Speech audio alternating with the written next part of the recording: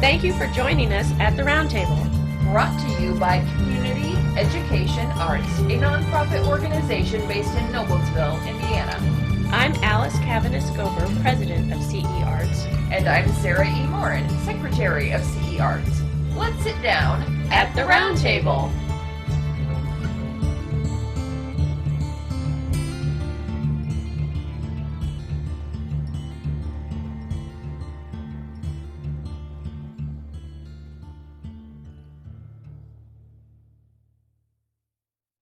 Next up, Miss Kitty ODoherty is going to share with us her incredibly poignant piece for Holly Middleton. Are you ready, Kitty? Hi, thank you. I know you now. Don't be nervous. You'll be fine. I know. You look like a deer in the headlights, but you'll be fine. I am. No, you'll be fine. You can do this. You got this, girl. All right. It could have been only one of about a dozen of us middle-aged school kids in the East Side Indianapolis apartment complex in late 1970, but it was Holly Middleton. In the summer, we'd all hang out at the pool, learning to swim, playing Marco Polo, getting Pepsi out of the vending machine, watching the teenagers doing their preening and working on their Indiana version of a Malibu tan. Come the frosty fall mornings, we would huddle together at the bus stop in front of the complex, waking up and talking about homework, the monkeys, and our various blooming crushes. Holly wasn't my best friend, but she was a good friend by virtue of our shared social proximity in the apartment complex. She was a year younger than I and tall, but not the tallest of the kids. She was cute, very cute, so cute. Dark hair and laughed easily. She was fun. She was skinny and her knees were knobby. Sometimes she would bite her nails while she was listening to someone talk. I remember thinking that it looked oddly adorable. So for about a week, I tried biting my nails, but I looked ridiculous. Only Holly could make nail biting and knobby little knees adorable. On the bus rides home from school, we'd all be full of energy and the boys would be rowdy. Plans would be made for the time between homework and dinner to meet at the apartment playground or just walk around. This one particular afternoon, Holly went to the neighboring apartment of another girl to hang out, to do girl stuff.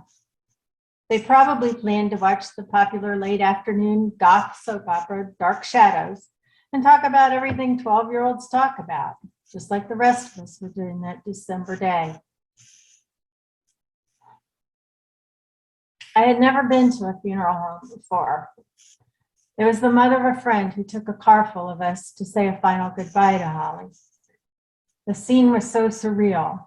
All of us kids were crying. Adults were crying. Holly was laying there in a white casket, our lifeless friend, surrounded by beautiful flowers. I remember worrying about her little sister, how everything would be with no Holly in the friend circle. And most of all, just how awful it was that the neighbor's brother brought a gun into the room where the girls were. Holly had died of an accidental gunshot to the chest at 12 years old. My family moved to the other side of town a month later, and I've thought about Holly many times over the years. What would she have been like in high school, or where would her life have taken her as an adult? She would be getting near retirement age now, same as the rest of us kids. It has seemed somehow personally important to keep her memory alive. I didn't know her parents, nor really her sister. And if there had been any way to say to them, yes, I very much remember Holly, I would love to have given them that at some point in the following years, to let them know that their daughter, their sister, is remembered even decades later. She was only 12, and it could have been any one of about a dozen of us, junior high age kids. But on that sad day, it was Holly Middleton, and I have never forgotten her. Thank you. Katie, that was wonderful. That was just great. You did it. You did a really good job. Thank you. All right. Next up, kind of hard to just segue, but next up, Jean Roberts is going to read her beautiful poem, Snow on the Redbud. Thank you. Thank you for inviting me. Good to see you, Jean. Snow on the Redbud. Being a description of a late April snow, 2021. Snow on the wildflowers and on the flowering trees. Fat, straight down flakes, turning the spreading purple redbud to pale violet. A red cardinal, a black red-winged blackbird wait their turn, decorating the scene. All the birds are gathering, in sequence as in verse. Eat now is their message, in case it gets worse. All the birds are gathering, the woodpecker, the goldfinch, and the dove. The redbud's hue grows increasingly paler, its bark, the darker black, the scene whiter, the birds brighter. Snow sheds down from above. It should go on for hours. Finally, the tree was reduced to black and white. A puffed up wren calls from a sheltered spot. A great squirrel chase across the lawn and into the woods beyond. Competition under the feeder between a little red squirrel and a large gray squirrel. The little one drives the larger squirrel off. He also owns the spot versus a chipmunk after many graceful skirmishes. Snow turned finer and accumulated. Here's the red squirrel running off a cardinal family. Finally, the dove family, like fat muffins, and the larger flowing squirrels. An inch and a half of snow. A cardinal in a deep green arbor vitae tree with white snow-topped branches surveys the busy scene, looking for his opportunity. 2 inches of snow. Rotate again to my neighborhood birds. The chickadee, the titmouse, doves, woodpecker, cardinal. They look so urgent and desperate. They ate it all by dark. 2.5 inches of snow. It's still snowing, and we are swamped in white. Dusk settles after all the seed is consumed. 3 inches of snow. Finally, everything is covered with white, like icing over dark twiggy bark, more icing than cake. This blue light of twilight that I've always loved, greenish tonight under these heavy clouds. And then the power went out. Thank you. Great job, Jean. That was wonderfully presented. Thank you. All right. Next up, we have a wonderful poem by Jenny Kalahar called When Winter Steals My Colors. Hello, Are you all ready, Jenny? There's I'm Jenny. ready. Our internet connection is a little iffy, so let's hope it hangs in there. Okay. Hello, everyone. When winter steals my colors, blueness seeps from my eyes tonight. Red leaks from my pumping heart into a spill. Whiteness settles among the roots at my forehead, and black noise congests these straining ears. Colors hurt. Lack of color even more. It pains me when fragile pigments burst. My birthmark melts from wrist to fingers, permanently inking all I touch. These lips long for scorching kisses, tough and tender both, to paint them pink again. Eyes in winter forget rainbows exist. All is dull, sharply gray, black and white. When spring stops teasing and returns, I'll reach higher than I ever have to steal blueness from the sky, borrow redness from a startled robin's breast, dye my hair in whatever thawed pond I can find. With only the snapping sounds of breaking buds and the heavy flaps of owls as they swoop brownly from their lofts, I'll see clearer, farther, truer, without the crusting, muting blankets of ice and sin covering everything. Great job, Jenny. I just love that. Thank you so much. That was perfect. Patrick, you don't need to mute the mic because you're next. Patrick Kalahar is going to give us an excerpt. I gotta say that word right. Excerpt from his wonderful award-winning piece, The Fateful Hour. Take it away, Patrick. Okay, let's hope it gets through because I've been the one wiggling the connection to keep it going. Oh, So, okay. Okay, well, everybody cross your fingers. yeah, The Fateful Hour. I first saw him in Battery Park in the summer of 1970. He was leaning at a precarious angle against the painted steel rails that were his only hindrance to a watery death in New York Harbor. The Statue of Liberty stood directly behind him. In incongruous backdrop to the drunken rant the man was delivering against Marshal Josip Broz Tito, Yugoslav president for life. He wore an old suit over a dingy white shirt open at the collar. He had a beer bottle in one hand and a lit cigarette in the other, both of which he waved around furiously.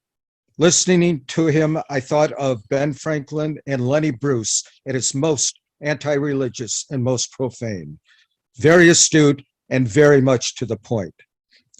I always wanted to be a writer, so I collected people the way some people might collect rocks or keep a list of bird sightings.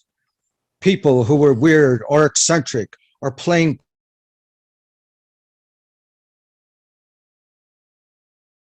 of them or mock them, never that. But I also didn't see them as people with their own joys or sorrows and their own triumphs as well as failures. I never thought about them as somebody's son or daughter or as children running and playing in open fields or working on farms or negotiating the mean and dirty streets of a big city slum. To me, they were characters in a story. All that changed that day in Battery Park.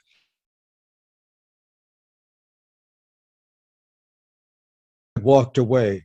I went up to him and asked him his name and why he hated Tito so much. The man leaned toward me and pinned me with his eyes. His look was much more sly than drunk. Then he smiled, slightly shook his head, and placed his fingers, nicotine stained and ingrained with dirt, along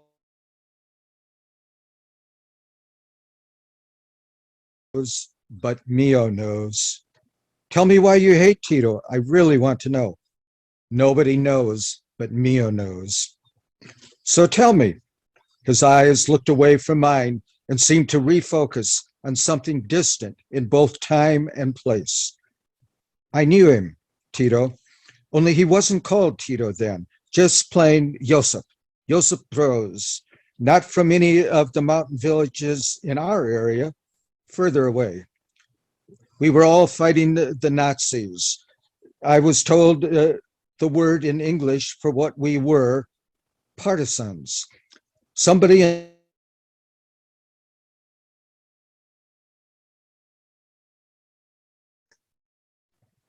Okay, Brad.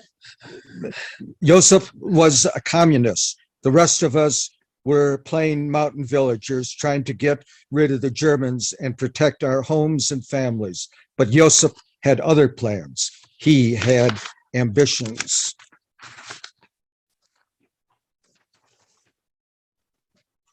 Then there was a long silence. Mio was far away in his thoughts. Abruptly, he said, "Let's get some beer. I know a place quite close, and you're buying." I said, "Of course." The bar was the kind of place that was familiar in every seaport in the world. Sawdust on the floor and smelling of urine, stale beer, and danger. Mio went up to the bar with the $10 bill I had given him and came back with 8 bottles on a battered tray. He didn't offer me any change. He lined up the 8 bottles in front of him like a row of soldiers on parade and opened one. Then he made a vague gesture toward the row and said, "Have one." To be continued. That's to be right. continued. That's an excerpt. So you really do want to read the whole thing. It's a wonderful piece. It really draws you in, and the excerpt was given just a hint and a taste of that. So thank you, Patrick, for sharing that with us. That was awesome. All right. Next up, our good friend Chuck Kellum. Chuck, I know you're here. I can't see your face because I've got mine on speaker view, but you are going to read your untitled haiku senryũ for us, please. Where are you, Chuck? I'm here. Okay, there you are. Thank you, Alice and Sarah, for doing this wonderful book. I'm not sure whether this is a haiku or a senryũ, somewhere in the middle, maybe. Daylight savings time gives and takes an hour each way. Sun and moon don't care. I just love that. It says it all in 3 short lines. Great job, Chuck. That was just wonderful. Thank you. And thank you for reading it for us tonight. I read that to myself out loud a couple times, just so you know, and I don't think I could do it justice the way you do. So thank you for sharing it. Okay, so next up, our good friend David Allen is going to read us his poem, Time and Time Again. David, are you ready? I know David's here. David.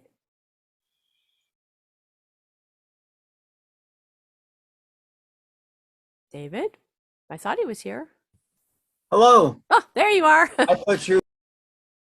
Take it away, David. Oh, you're muted. You're muted. You gotta unmute.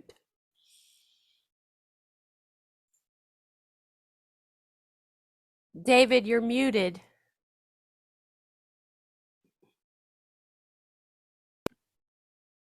Okay. Got me now? All right, I'll just go into this. It's called Time and Time Again. You want to know about time? Well, time is of the essence. You have the time, remember, time waits for no man, and Father Time at no time buys his time. We all know there's no time like the present, and there's little time to waste. So hear me out this time, because the time is ripe. Anyway, if you just take the time, you'll realize there's a time and a place for everything. And though the bad times seem to always follow the good times, at one time or another, we'll learn that only time will tell if the third time really is the charm. Just mull on this in your spare time, would you? Time weighs heavy on this time of life, but time can also work wonders, even if you're living on borrowed time. So here's to you this time. I am wishing you a whale of a time, hoping you're not wasting time counting the seconds, minutes, and hours, parsing your time, getting lost in the mists of time until at last you run out of time and finally realize time is no longer on your side. So it's now just time to call it a day, marking time as we are all washed away in the sands of time, because time and tide wait for no man. Thank you. Great job, David. Thank you. That was fun. All Okay. of these other serious poems and poets, and you have me reading. We have serious, we have funny. fun stuff. That's what's great about this project is we get such a variety of things. And you submitted some serious poetry too. So, you know, we just thought that would be fun for you to share because I'm not sure I've ever read a poem that had pretty much every single cliche phrase I've ever heard about time in it the way you wrote that poem. So we just thought that would be a lot of fun. Thank you for sharing it with us. Thank you. Yeah. This has been At the Round Table with Alice And Sarah E. of Community Education Arts. Our nonprofit organization is based in Noblesville, Indiana. You can find us online at CEArts.org. We'd like to thank James Weston for writing our intro music and for his technical savvy. Join us next time At the Round Table.